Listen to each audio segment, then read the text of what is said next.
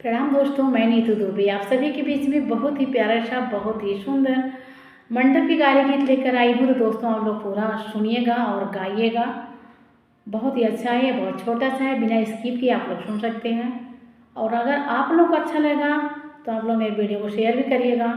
तो चैनल पर जो भी नए हों उनसे मेरा रिक्वेस्ट है कि मेरे चैनल को सब्सक्राइब भी कर देंगे। धन्यवाद।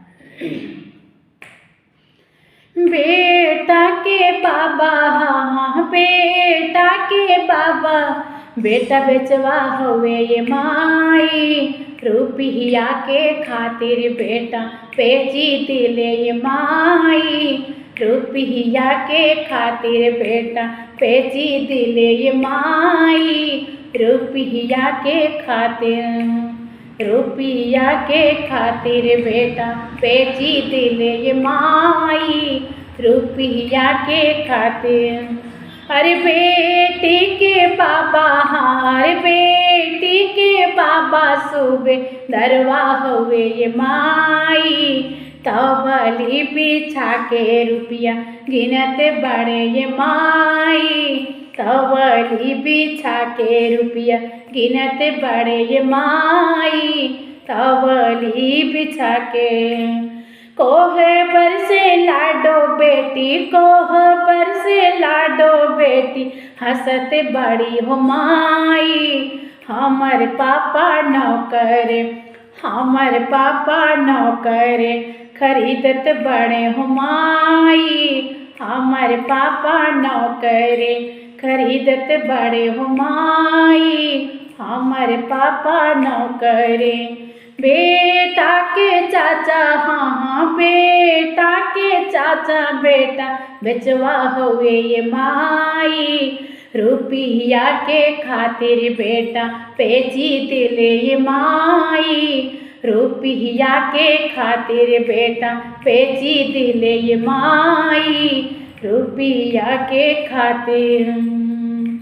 बेटी के चाचा, हाँ बेटी के चाचा, नगर सेवक हुए ये माई, तवली बिछा के रुपया गिनत बड़े ये माई, तवली बिछा के रुपया गिनत बड़े ये माई, तवली बिछा के रुपया गिनत बड़े ये माई, तवली बिछा के।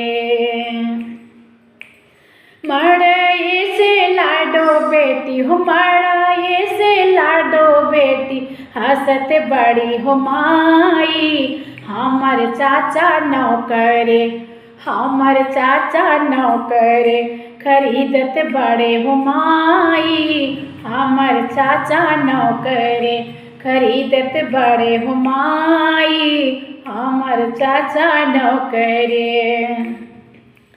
बेटा के भैया, हाँ दूल्हे के भैया, हाँ दूल्हे के भैया, दूल्हा बेचवा हुए ये माई, दूल्हा बेचवा हुए ये माई, रुपया के खातिर दूल्हा बेचत हुए ये माई, रुपया के खातिर दूल्हा बेचत हुए ये माई, रुपया के खातिर।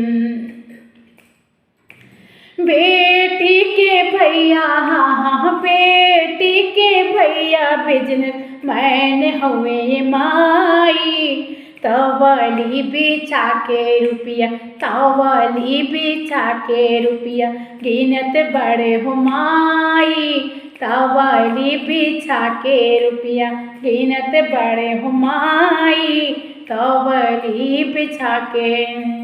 चौके से लाडो बेटी, चौके से लाडो बेटी, हंसत बड़ी हो माई, हमर भैया नौकरे, हमर भैया नौकरे, खरीदत बड़े हो माई, हमर भैया नौकरे, खरीदत बड़े हो माई, हमर भैया नौकरे।